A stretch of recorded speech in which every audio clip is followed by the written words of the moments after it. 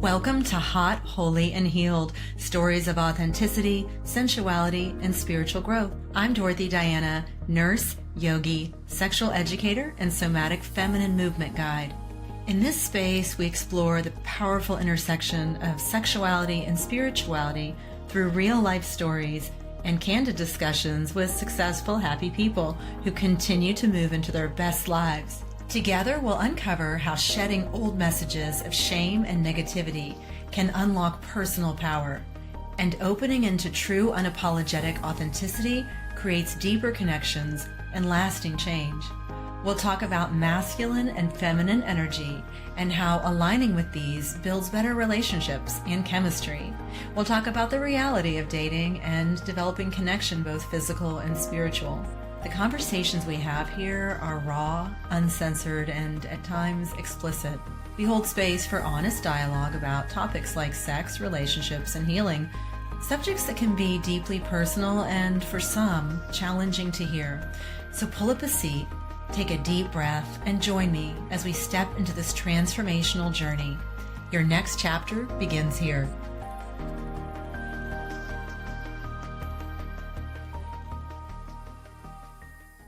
Here we are. Welcome to the podcast. Okay, wait. Let me fix myself. That's what we're doing. Every now and then I'm going to pull my boobs up.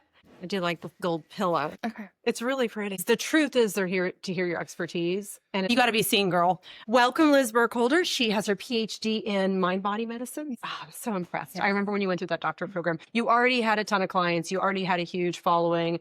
And you were really called to do that. And now you're working in that field deeply. Yes, Liz specializes in hypnosis and breathwork, among a few other things. Will you lead us? I'm a little nervous. And we're just going to do a little breathwork for grounding and centering and just tapping into our hearts so that our conversation comes from here and not here. Where should my hands be? Just resting on your lap, and we're just going to close our eyes, and we're going to begin taking short, slow, deep breaths in through the nose and out through the mouth, taking a few rounds of that at your own pace, and just begin dropping into the body, moving out of the mind space, out of the thinking, analyzing, figuring out, maybe placing a hand on the heart. And then just breathing into the heart, maybe placing another hand on the belly too. I like to have one hand on the heart and one on the belly. Breathing in, expanding the belly as you inhale.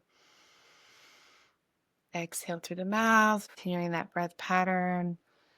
As you focus on the heart for just a moment, feeling the heartbeat even, tuning into this heart and imagining that our heart is expanding with each cycle of breath, and it's opening up bigger and bigger and bigger, shining this beautiful bright light out into the world, and just really asking our hearts to guide our conversation today and guiding our hearts into anything that needs to be brought out in this conversation or for anyone listening to this conversation. And may the listeners also be touched in their hearts through this conversation today. Beautiful. And then just slowly coming back. Thank you. A couple things I noticed is that I was naturally doing yoga breath out through the nose, not through the mouth. And then also when you were going, and it just was coming out like that. I just wanted to go. But then what's the difference? I hear in Pilates sometimes it's a heat thing, but what? Well, there's so many different theories and philosophies on breath work and patterns and techniques. But the most important thing is that we're just breathing and focusing on the breath and taking deeper breaths than normal. Whether it comes in or out through the nose, in or out through the mouth, because most of us are stuck in like this fight, flight, freeze, where we're taking really shallow breaths or even clenching and holding our breath. I tell my coaches and clinicians when I'm training them, I really don't even care how you do it, just breathe deeply, because that's the most important thing, in my opinion. And if you take that out into life, you've got it made. If you can bring that practice and make it a habit, this is everything. I feel amazing right now. Yes. Thank you for leading us through that. So I've known you for a long time. I deeply respect your practice, and I'd love to follow what you're doing. The listeners may not know you, even though you're quite famous now. A little bit about your background. You've been on a long journey to get to where you are as a healer. Some challenging experiences, very challenging. You believe, and we discussed this before, that traumatic or difficult backgrounds in childhood, you can alchemize that to a service to others beautiful divine path where you help others. Can you touch on that a Yes. little bit? I know that's a deep question to Well, start. I love that one. Jump into the deep end. So yes, that pain is a portal, and that pain can be transformed into our greatest purpose. Pain can become our poison as well. We get to choose, is my pain going to be my poison or my purpose and my power? A little bit about my background. I grew up in Mississippi, very poor, in the projects and trailer parks of Mississippi. I had a lot of childhood trauma. My father left when I was 5 years old, and I never saw him again until I was 40 and went back to tell him I forgive him because I had begun this deep healing journey. And So huge. yeah, that was one of the biggest wounds of my life. This father abandonment created this whole abandonment wound and this unworthiness wound within me that For if I so were many worthy, women, right? I mean, I just God. shout out. Yes, yes. Yeah. I believe we all have an abandonment wound on some level. It just shows up differently. That it created so much unworthiness in me.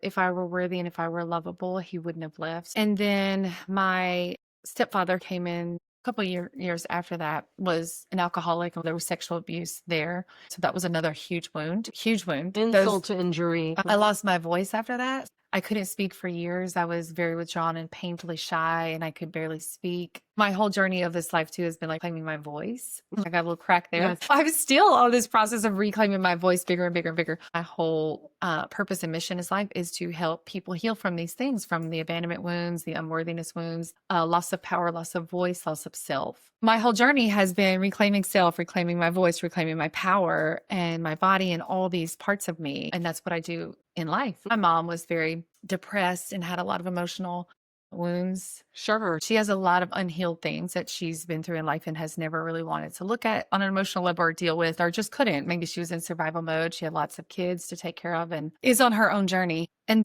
what I call lost, like very lost. However, looking back now, that was all part of my journey. It was part of my unfolding. I was not lost. I was just on my journey to find myself. But in a sense, I was lost and I was getting into trouble. I was running around, running away from home, dropping out of high school. And I got arrested at 17. And that was what I call my first awakening. It was a turning point. It saved my life. And in that training school, I had nowhere to go, like nowhere to run, but within myself. And so that's actually my business is called Go Within Institute. And that was when the first time I learned to go within myself and start looking at what's here. Why am I this way? Why am I experiencing these things? Where do I want to go from here?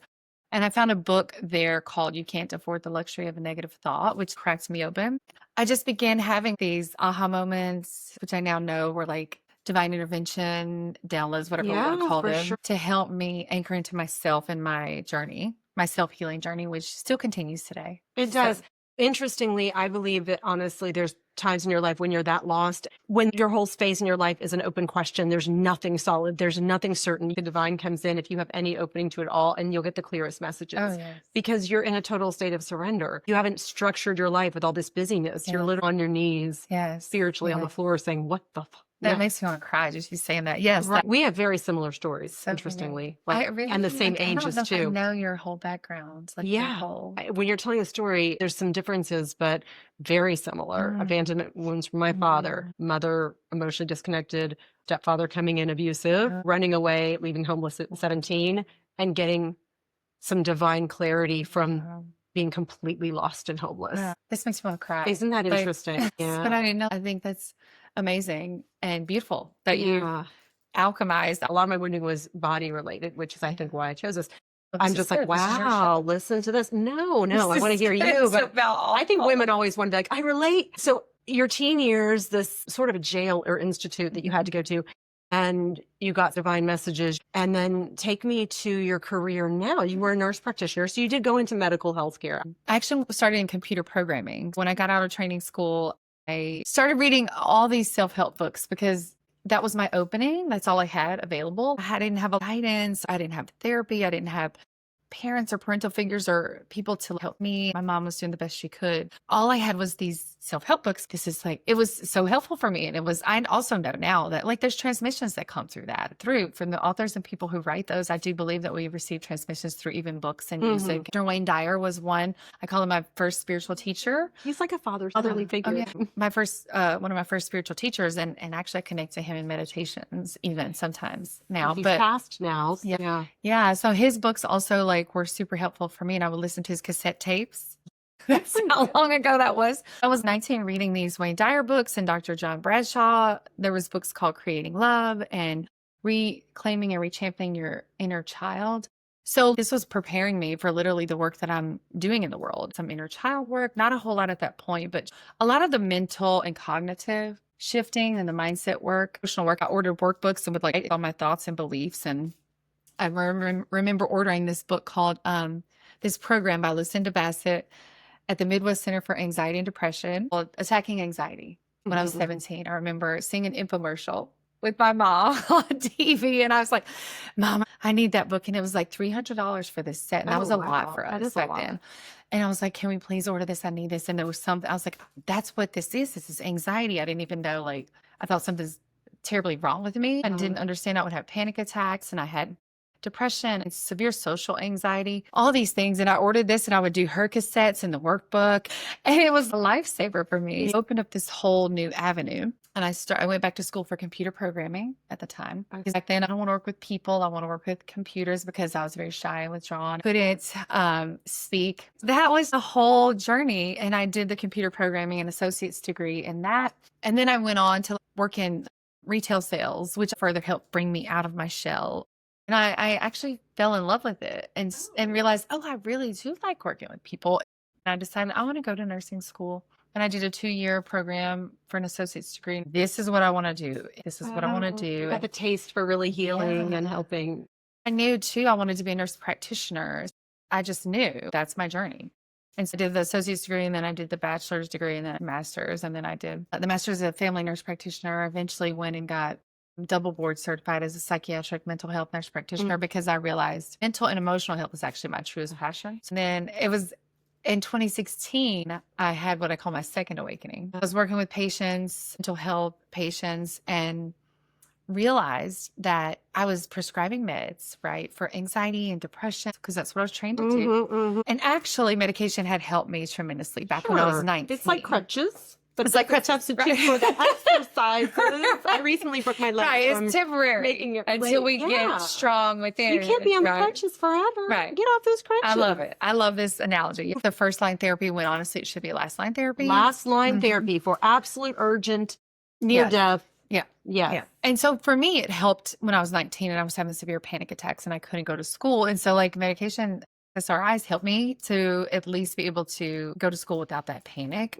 The problem is, well, I'm not going to personally. Well, for me, they took away my orgasm, I'll be honest. Right? Yes. I was put on Lexapro in grad school for panic attacks. So it's parallel panic lives. attacks starting at 17. I turned and looked at something. The thing would jitter first and then settle. And I was like, this can't be right. That is one of the big complaints is that it decreases orgasm and libido. There's lots of side effects, right? But one of the big things is also that the withdrawal coming off of them can be so horrible for a lot of people. So I want to help people on a deeper level. These people would come to me and talk about all their trauma. I was talking to a friend from Mississippi who was a therapist, and she said, you should do this hypnotherapy training. And I was like, hypnotherapy? What even is that? Coming from a family with like a religious Christian biblical background, I remember my mom saying, don't mess with that hypnotherapy. That's the devil. Inviting demons in. So I was like, wait a minute. It doesn't feel that way. It doesn't feel true. It doesn't feel true for me. And the people that I'm talking to that are doing it, I was called to this. Like I was called to this hypnotherapy training, and I went there in 2016 in Fort Lauderdale, Florida for a week-long intensive training. And that was my second awakening. It cracked me wide open and got me deeper into the emotional and somatic work that I had not gotten to in the 20 years prior, or how many years prior with the mindset work and some of the emotional work. But it like cracked me deep into my childhood stuff. It was age regression. I was back at 8 years old in the bed with my stepfather, feeling trapped, feeling smothered. I can't speak. I can't move. And had this whole release and experience where I was releasing all this rage and guilt and grief and shame and fear. All this stuff just came out of me. What was the biggest emotion for you that you had to go back to the most? Oh my God. From all that. You know what? There's been so many, but shame is a really, really big one. Shame. Like, and I'm still unpacking some deeper layers of that. Incapacitating. It freezes you very much. Yes. So this is how I think of shame. It's like this feeling. Yes. And it's like this huge wet blanket over you where you literally just feel like I just need to go in and hide, or you want to sink into a cave or into the earth and it's hiding. It's I can't be seen. You remember when my license plate said heavy. shameless for like a Yeah. few years? Yeah, because that was my biggest emotion that I had to overcome. And I would Child. say that's probably the I mean, there was biggest. plenty of rage. There's lots of stuff, like there's fear and rage Yeah, lots of and rage. and guilt, grief of loss of Yeah. boundaries and loss of body and loss of childhood, Yeah. loss of all that.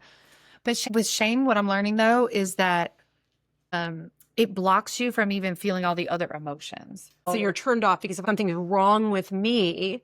So if I feel it, it's always back to my fault, right? Yes. Whereas if you process shame, then you can see rage is because something legit happened. I right, didn't deserve it. Right.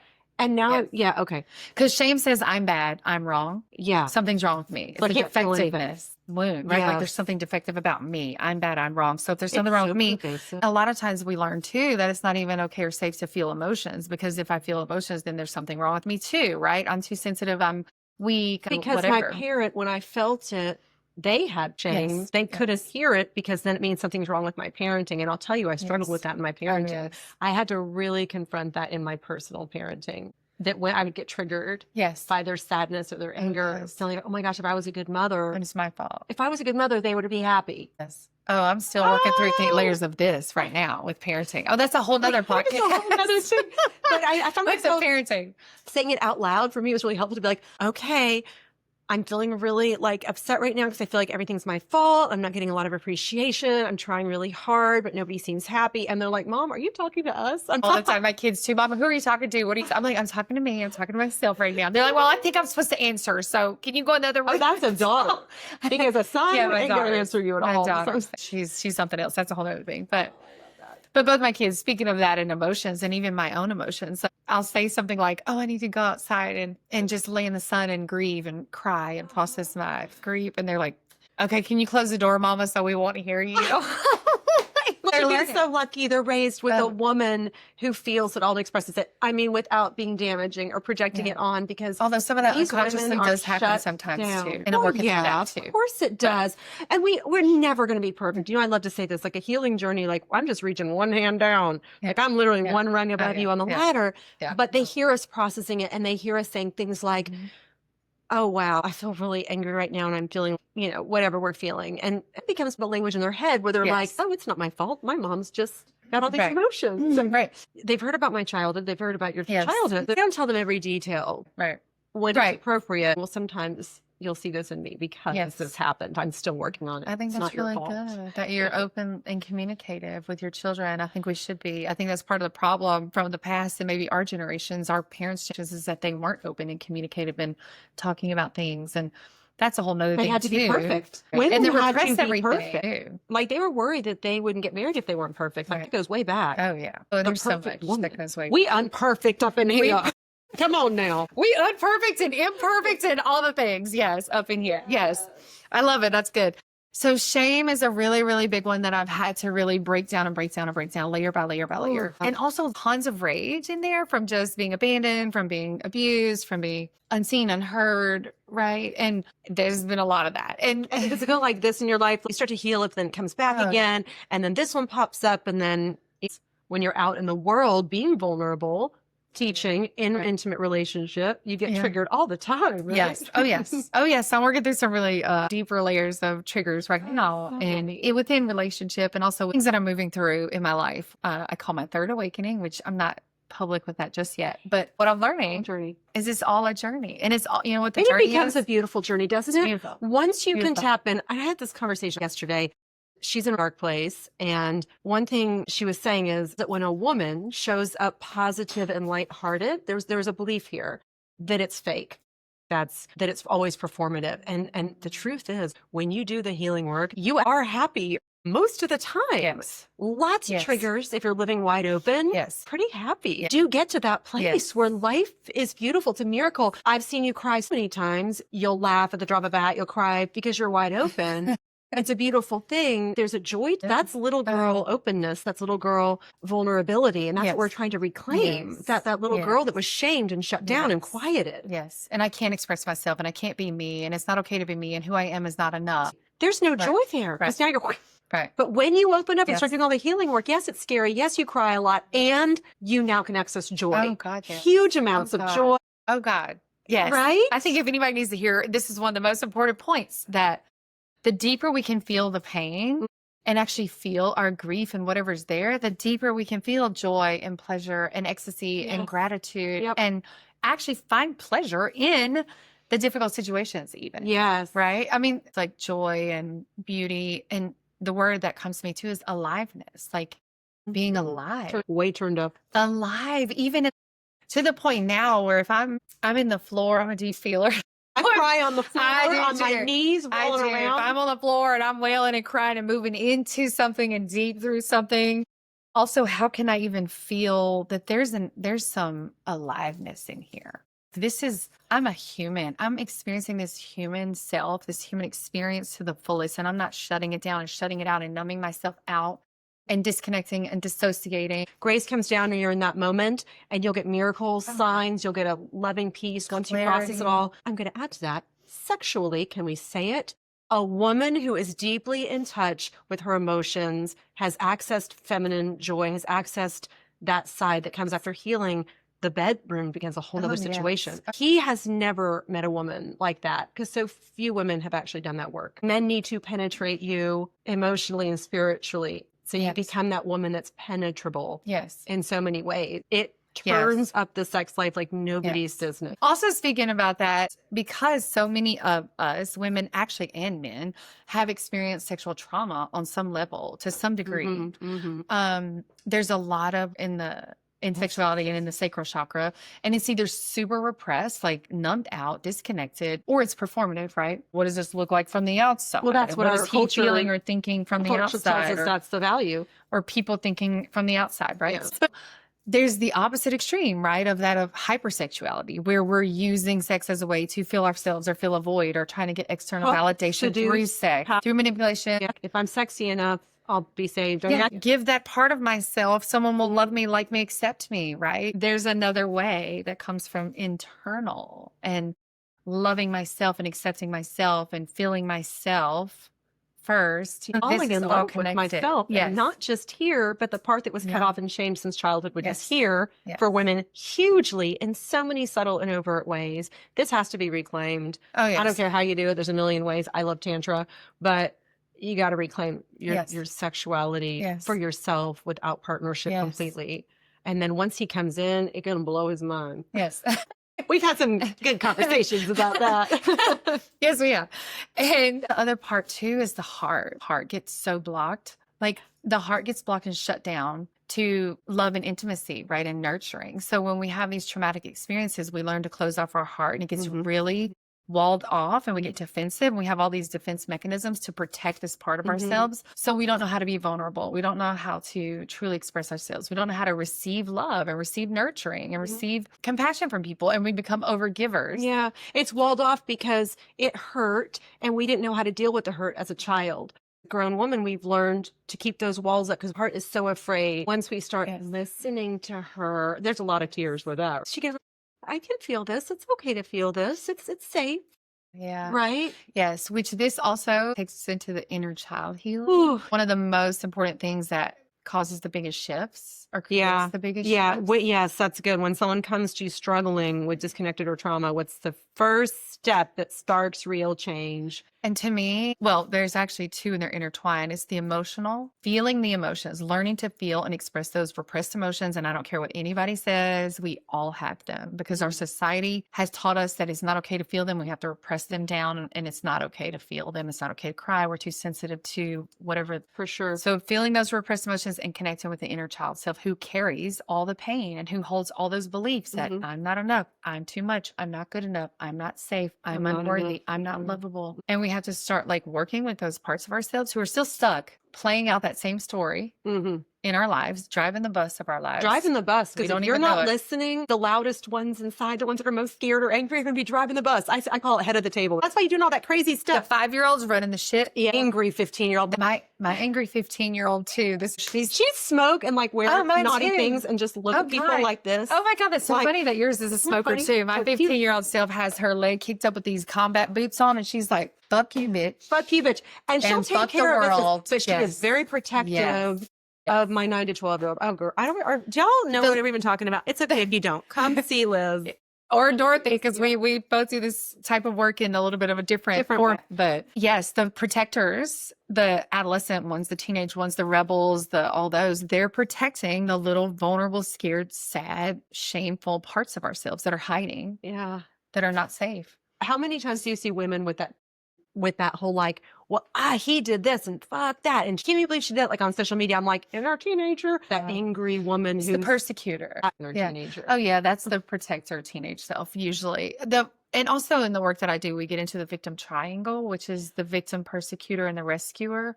So usually the teens, the adolescents, the protectors often are well, not always, but the persecutor role.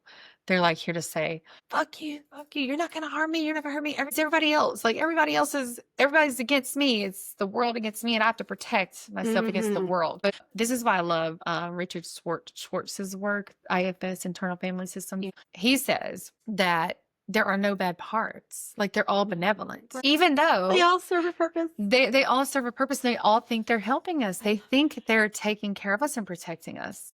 But they're so stuck in this old pattern, this old past experience. They don't know that, oh, actually, I'm a grown-up person now who has resources and has tools and ability to take care of myself and keep myself safe now, like I didn't as a child. So, I mean, they're all benevolent. There are no bad parts. And this is why the work is to love them and accept them and integrate them, hear them. There's a position for them somewhere. And There's time. There's sometimes that teenager is very appropriate. Yes. Probably few and far between, but sometimes. Well, there is. So I talk about this too. My rebel self, I call her like the rebel. She's the one who said, we're not going to be a nurse practitioner in that way. We're going to do it this way. I was like, what are you doing? What is that? You're not a therapist. You're doing emotional work. You're doing somatic work, but you're a nurse practitioner. Why are you not prescribing meds? That's what you're supposed to do. I'm like, nope, I'm doing it this way. This is the way I'm doing it against everyone. And that part of me is also the one that said, oh yeah, I can start my own nurse practitioner practice when everybody said, you can't do that right now.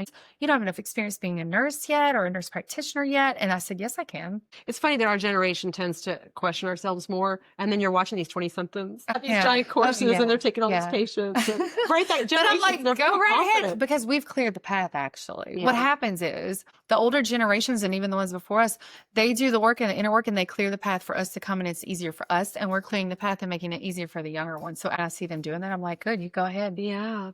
I've come to like no's almost more than yeses, because no's clear the way. And I have people in my life that can't say no. I do. And I found how confusing does that make things.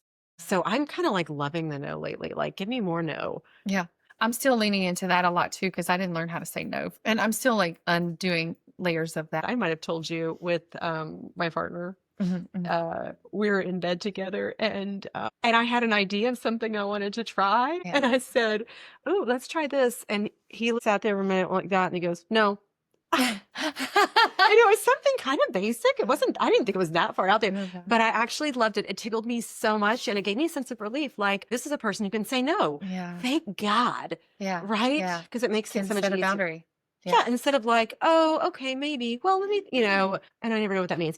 Okay. That's good. Yeah, it gives clarity. Yeah. And we still talk about it now, because now we have done that thing many times. But at the time it was a no. He wasn't ready. Many people struggle to integrate sexuality with spirituality. You know, I love this topic. For you, do you ever find in your practice guiding people to connect those parts of themselves, the sexual and the spiritual? Is that anything you do? Or if not in your practice, your personal life? Well, they're so highly tied, because the sexual energy is creation energy. We create babies through that sexual energy.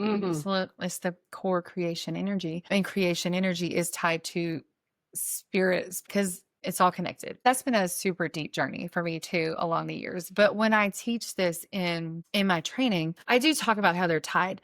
But what I've seen is when we heal those things that are in our body, the trauma that we hold, we talk about chakras and all that. When we heal trauma that's in our body and in our chakras and our root and sacral, especially. These are the deep where we hold most of the trauma. And even like this power center here, the solar plexus, we do that deep work. It automatically opens up so much for people. And they even have what we call spiritual gifts coming online. They get more intuitive. They get more psychic gifts coming in. They're able to see things that people can't see. They become more clairsentient, claircognizant. It's just so tied that when we clear this stuff out of these lower chakras that are tied to our sexuality and trauma and all these other things, that just opens up more. This is how we're meant to be. Does that make sense? We're meant to have all those gifts. Yes. We're meant to We all be have able to have a access to that. vision and call it in the next day. We're meant to have people coming towards us to support our journey. And that's shut off from us at a young age. it And I think it's is. intentional Mhm. because you're right. When that opens up, all of a sudden now women can manifest like lightning Yes, fast. All of a yes. sudden the things they're dreaming of keep coming towards them. Yes. Right? Yes, totally. And So and it's things not just magic. start to shift. It's spiritual. It's a divine conduit. Yeah. We're I- supposed to have that. Everyone is Yes. supposed to have that.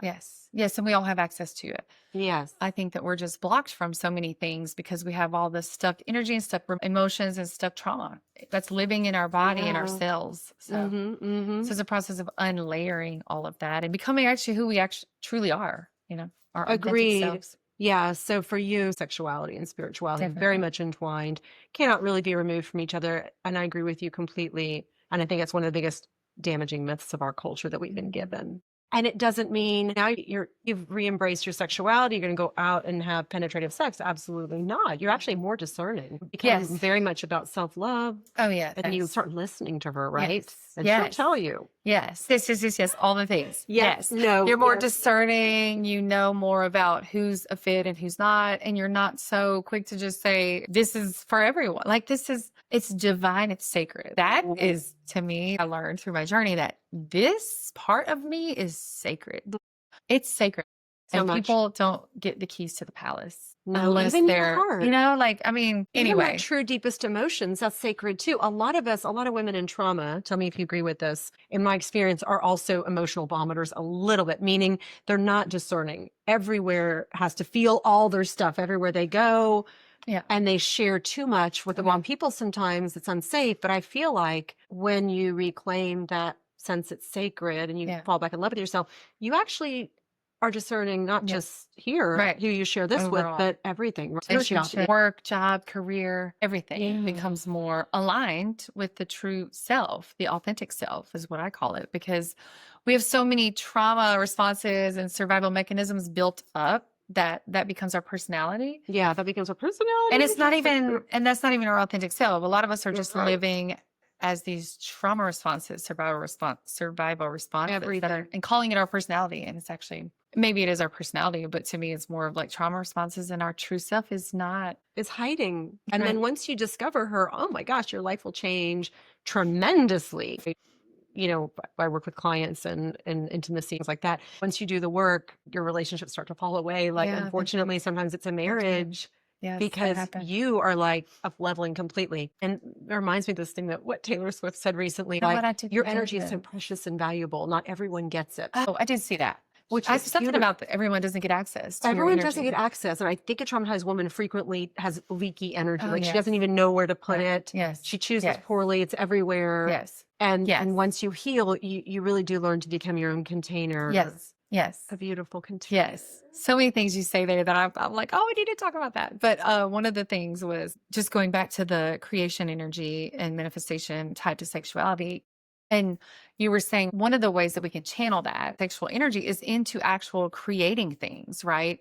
Creating businesses or creating our passion in life or creating love in so many other areas of our lives. It doesn't have to be sexual, right? No, It's just that energy is life energy. yes. Creation energy, like channel that into pouring it into love in the world or into my parenting as far as like being a loving parent or being a loving friend. It's just so many other ways to channel that into other places. Once you open in up the this world. area, it goes, yeah, and you will be a hornier person. Let's just call it. You will, right? Because You're so funny. I love to talk about the deeply taboo you will be. topics. So let's just is going to happen, but also that's not going to become your focus. It's not like you're opening this energy. Right. Now you're like, I'm all sexual. And it's very interesting on Instagram, some of the women on there that have big followings that talk about tantra and sexuality, it almost feels like it's overemphasizing that part of it. No, when you truly open up and you're not just Some of doing it's not here, fully you're grounded. doing all of it. Some of them haven't done the super deeper trauma work that's in the root chakra. So they're hyper identifying with this, with which the is great. sacral, We're which going to is push okay. back against Everyone's cultural on their messages. journal. I mean, but- journey. Everyone's on their journey. Did you say journal? Journal. Oh, Everyone's on their journal. Everyone's on their journey. So it's okay. It's where they are. Their genital journey. That sounds like a course. Let's go write it. Write that down. Love you. Okay. Should we break and do a little hip circle for a second? Sure, let's do it. Okay. Let's do a hip Alexa, circle. play. She's going to play something boring. Alexa, play low. Okay. This is fun. Yeah, that's right. Alexa, volume 10. Just a little bit. Just a little bit. Okay. Oh, what? Okay. So, guys, I'm just moving my hips. I love this silky dress. I'm probably going to come to now. okay. So stop. That's so fun. All right, classy ladies. Oh, that was good. That feels good in my body. Yeah, that does. That was fun. One thing that's interesting about your practice and what you teach is masculine, feminine energy, but you describe it and teach it in a bit of a different way. Something about containment. Will you talk about that a little bit? My understanding and belief system is that we all contain masculine and feminine energy within, and we're usually forward in one of those energies. We either move through the world more forward in our masculine energy or more in our feminine energy. And also we can choose like when we're exerting more of our masculine and more of our feminine. And some of us want to be in one of those more than the other. And there's also healthy masculine. I don't even know if I like the word distorted. Wounded or unhealthy. Even somebody was explaining it as immature. So there's immature masculine, immature feminine. And those are just parts that need to be matured. I like that because it's like we can mature it. Our feminine, our masculine. Through which we do through growing up our inner child. We're doing the inner child work and growing them up emotionally because they're all emotionally stuck, right? In these places. So like we can either be living, which most of us are living, in my opinion, right now, from this very immature masculine, immature feminine, which looks a little different. Immature masculine is super overproductive, working so hard, go, force, even to the point of like abuse and domination, domineering. In my opinion, unhealthy or immature feminine is the total collapse. Like I'm collapsed, I'm helpless, I'm a victim, no one's here to help me. I need someone to save me. I can't do anything on my own. So like we kind of oscillate maybe between those two, but the healthy masculine is a true containment, like can hold and contain the feminine. And it's the part that gets work done, gets things done, is focused and linear and can make a decision and do the thing, right? Within balance. And then the healthy feminine or the mature feminine is the expression. I can express myself and be in my emotions and use my voice and be in my sensual energy without using that as manipulation or without chaos. We're like, I'm only flowing all the time. Yes. Unhealthy, immature feminine can be super chaotic, right? And I think we can all be all of these things and it's all okay. We're all growing and learning. But Dr. Kelly Brogan talks about this where she talks about inner husbanding herself, self-husbanding. And so I feel and imagine that there's this strong inner husband who's got me, who's got all my feminine energy, even the chaos. Okay, what you got? What do you need to do and process? And it creates this safe container to be and feel all the things. And it's okay. And there's no bad or wrong with it. There's no shaming with it. And it's like the strong spine, soft heart is what she says. And this is kind of what I call it. There's a strong spine that can hold all of it, can hold all of me. All of me that is chaotic, all of me that is carrying shame or old beliefs or that doesn't understand. We have to have it. We have to have an integrated masculine energy. And a lot of women are cut off from that because it was scary because in childhood, what they saw is their mother in too much masculine energy because she was cut off. So that became scary. That meant no love. And then they had a wounded father, passive alpha, who then, they didn't get to see it. So then we come into adulthood, fearing it. So we repress it. This was a lot of work I had to do the past few years. Yeah, me too. Balancing your checkbook. Excuse me. Yes, me too. Because also we may think of the masculine as scary, right? Like maybe it was abusive and loud and scary. And so it's not we the cut divine off that masculine. heart. Right. That's not the healthy masculine. It's the immature masculine who's wounded. There are so many good men out there. Women are so afraid of men because they're wounding, Yeah. and they have to start to look for good men that are in. Which their is why healthy we have to masculine. heal our right. within ourselves, the masculine wounds and where we've been wounded from the masculine, and heal where we've been wounded from the feminine. So Otherwise, that's we the have a core work. cracked lens. Yes.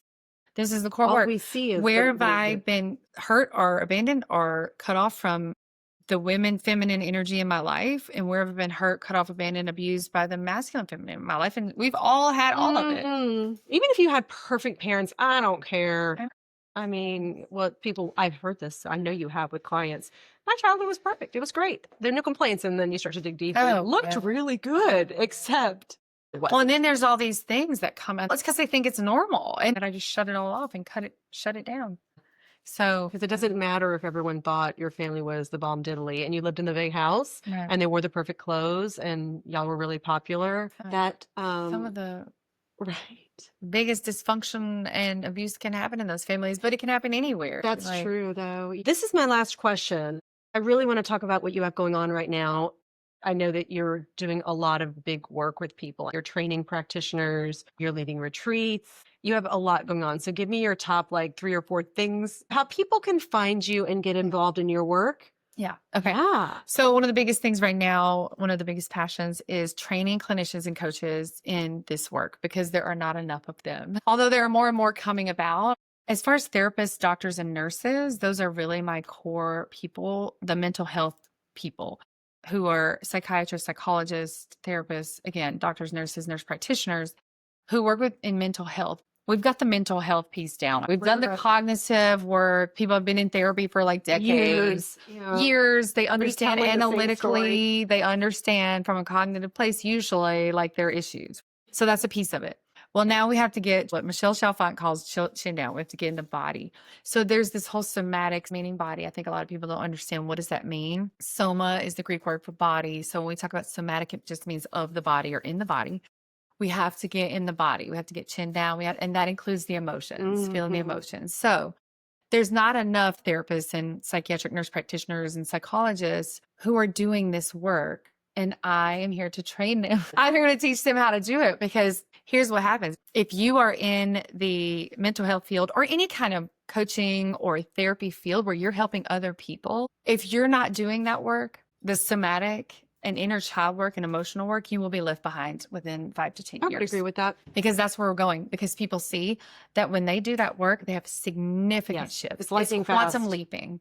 You quantum leap in life. You do. I'll be honest, doing private clients in 1 month, most of their issues are resolved. Has that happened to you? Well, they come for 1 to 5 sessions and they're like, boom, their whole done. life changed. They left, Whereas they left these dead relationships, dead marriages, They they leave left these them. old careers the and they're careers. doing this whole new, So therapy is making real good money off keeping people for years and never solving the problem. barely moving the needle. Barely moving the This needle. is- That's why you work with practitioners. Only people. Yeah. Well, and I also don't do a lot of one-on-ones now because I am focused more on one-to-many and doing groups, workshops. My practitioners and clients, I still work with them or referrals. The And- VIP club. Yeah, basically, or people that have already done the work or are doing the work and already know the work. So it's easy, people that are just ready. And it's a lot to pry things out of people if they're not ready yet, which is probably where the talk therapy helps them. Yeah. Those layers first. And then when you're ready to dig deep, that's when you come. When you're ready to actually change and transform. Well, Give me a to call. get the bigger shifts, I mean, It's true. yeah. You need to start at the beginning. Oh, is there something wrong with me? Wow. Is something wrong? Yeah, start there. Yeah. And then once you And when tell you're the story ready a whole to dive into the deep end, that's when you come to do this Mhm. deeper work, the somatic and emotional work, because it is deeper and there's a lot of emotions we have to go through. And that is the most difficult thing for people to move into is the emotions. It's the hardest thing. scary. It's the whole thing that we check out from and dissociate from. It's the core of addiction, running from feelings, running from emotions, running from the pain. And so until you're ready to face that pain and actually move through the pain and feel the pain, you're just going to kind of be barely moving the needle. This is why I love hot yoga. It is very uncomfortable, but one of the reasons I'm addicted to it for years is you are uncomfortable and the entire time you're breathing deeply. And if you're not, you're actually not doing it. When you stop your long, slow breaths, you stop doing it. I'm so uncomfortable halfway through Justin Alexander's class at Melting Point that I start laughing sometimes. I can't believe he's asking us to do more. I can't believe it. And the beauty in that is you're deeply uncomfortable, but you have to breathe the whole time. Yeah. What a beautiful parallel for the work we're doing, right? Yes, it Oh. sucks, but keep breathing. And it's Stay expanding your present. capacity. Keep connecting. You'll be okay. You're going to come out stronger. Oh, yeah, because Woo. it's expanding your Everything gets capacity. cleaned out. And that's what we're wanting to do is expand our capacity to hold more, to be more, to show Yeah. up more. You got practitioners, you're training. training them.